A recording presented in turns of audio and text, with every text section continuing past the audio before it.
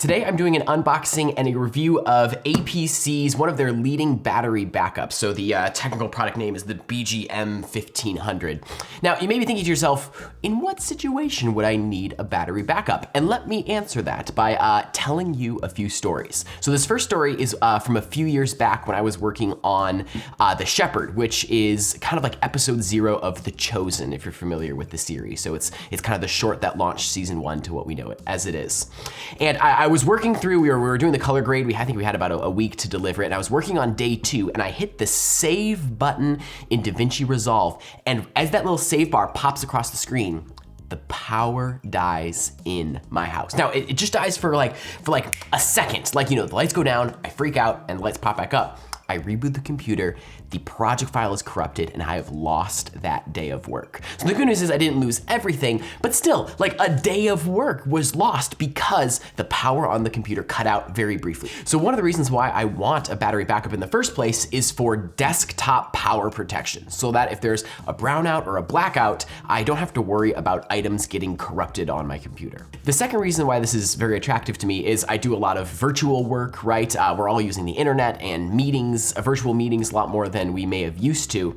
Even if the power goes out for just a split second, the internet still has to reboot. And that's, you know, 5 minutes of waiting. And I know 5 minutes in the scheme of life isn't huge, but if I'm sitting live with a client, you know, through the internet, 5 minutes feels like a really long time for things just to go dark. So that second value point is I want internet consistency. So if we get a brownout or a blackout, that the internet will stay up during that time and it doesn't have to reboot. Now, the third and final reason why I'm interested is because I use a Synology network attached storage, which is simply a RAID drive which is connected via the internet. And if the power were to go out, that thing once again shuts down with no warning. It doesn't go through any power down sequence.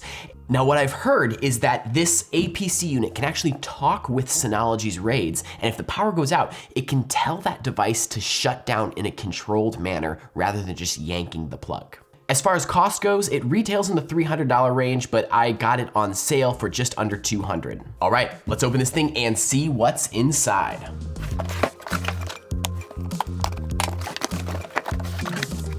All right, so as we open the box, it looks like we have a user manual on top, which is great. I'm just gonna take that and set it aside for now.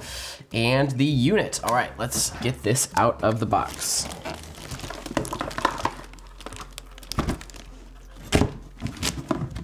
All right, we got the unit out of the box. It looks like it comes with an extra, looks like an Ethernet to USB cable. So we'll see how that one works. Let's get this thing out of the wrapping. All right, so first impressions on the look is I like the white look. This is actually gonna be back behind the wall. I'm not even gonna see this in real life. It's gonna be back kind of in the storage room where I have all the networking. On the front, I see 2 USB ports as well as a USB-C for charging. And on the back of the unit, it's a little hefty here, 5 ports on this side, 1, 2, 3, 4, 5, which are all for the battery backup. You'll see a 6th over here, and then these ones, the remaining ones are just surge protection. On the top, there's some options for networking cables, but I don't have any plans to use them. I'm just gonna stick to the ports on the bottom. Based on the instructions in the box, it looks like we have to connect the internal battery. So we're gonna open this side panel here. So we'll open that up. And then we can pull up on these tabs. I'm wondering if this will be easier if I stand it up sideways. And then there's this red wire that we need to connect. All right, so there, the red wire appears to now be connected.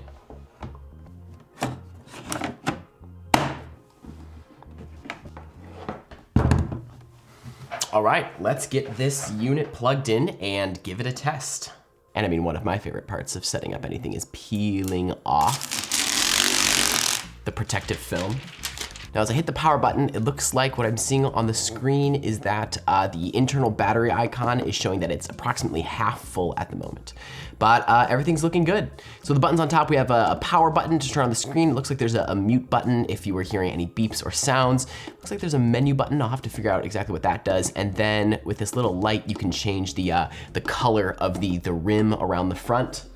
And it looks like it's doing the same with a light on the back.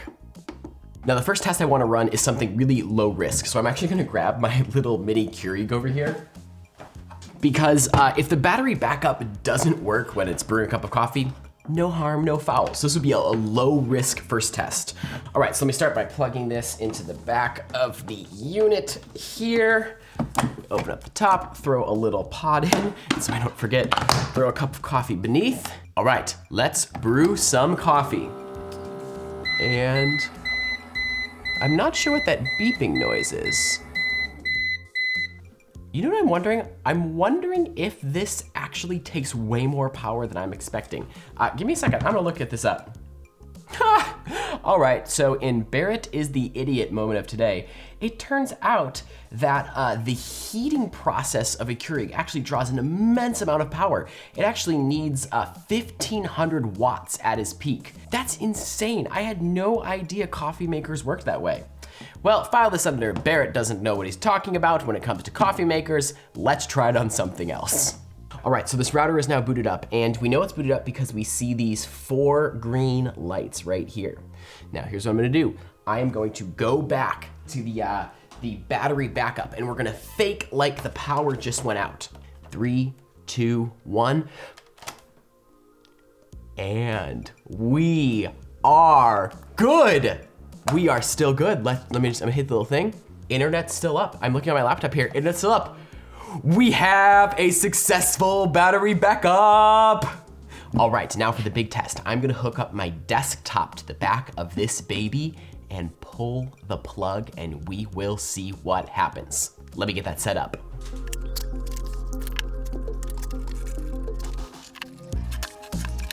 So I realize this is a slightly awkward way of doing this, but I'm gonna put my computer screen slightly within your view so you can see whether or not it stays up. All right, the screen is on, and I'm going to log in to the PC. All right, there is almost nothing I hate more in the world than intentionally pulling the plug on my own computer. I'm looking at my camera monitor, see? 3, 2, 1. Yes! Yes! We're good! We're good, the computer is up and running, and it is not plugged in at all. There is no power from the power grid. It is running solely off this backup here.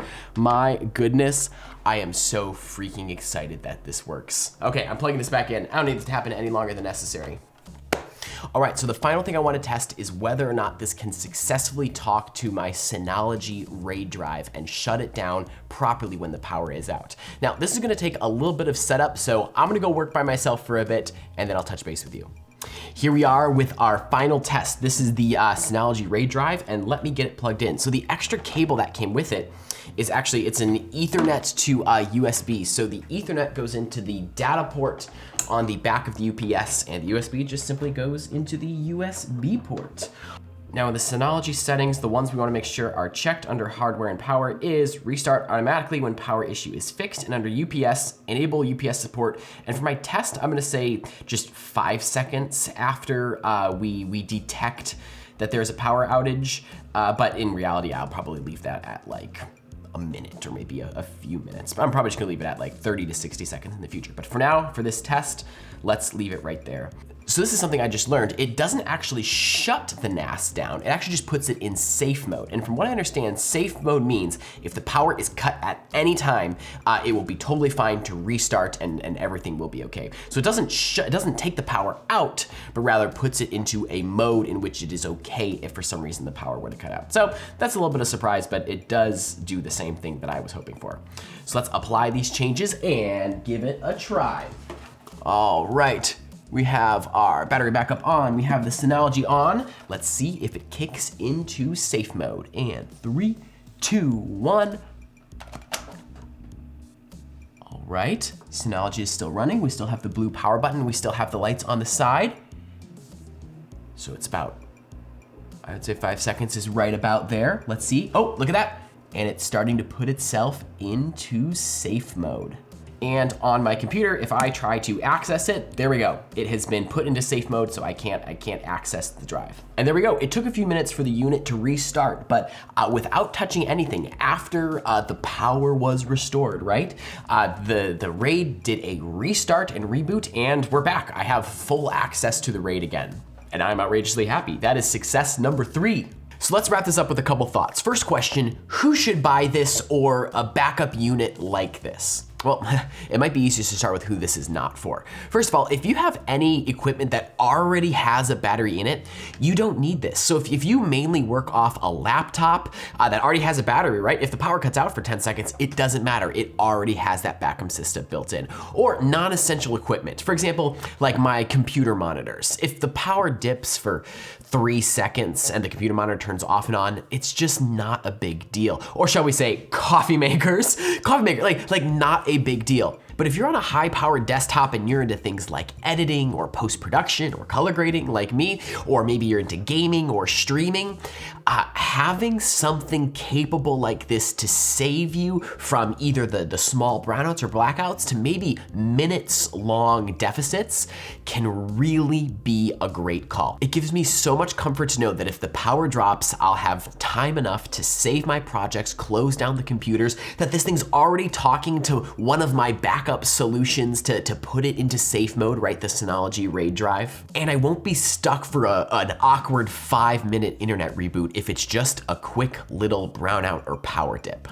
I will say though, if you're just looking for a model to keep your internet up and you're not worried about some of the higher power things like a desktop computer or maybe even like something as small as a network attached storage, you really don't need to go with a unit this hefty. APC and other brands have units with smaller max output, and I would just recommend go online, use their calculators and figure out what works for you. You probably don't need to buy this hefty of a unit. Now, there are other brands in this area that are oriented towards kind of the consumer market. So CyberPower, I generally hear is like the beginner or entry level brand, and then it moves to APC. And if you even want to get bigger than that, I hear good things about Eaton, though that's not from personal experience. But those are 3 brands to be aware of as you're searching. Now, this video isn't sponsored, like I paid for this with my own money. And I have to say, just doing the tests today, I am incredibly excited about what the future holds. Now, if this thing crashes and burns in a week, I will absolutely make sure to update you. But for now, based on the little bit of testing I've done, I'm excited. Have you ever considered using one of these battery backups? I'd love to hear your thoughts and experience down in the comments. Well, if you've stayed around this long, you truly are a nerd and one of my people. So if you want to see more content like this, hitting the like button helps more people see the video, and the subscribe button makes sure that you don't miss any future content. All right, bye friends.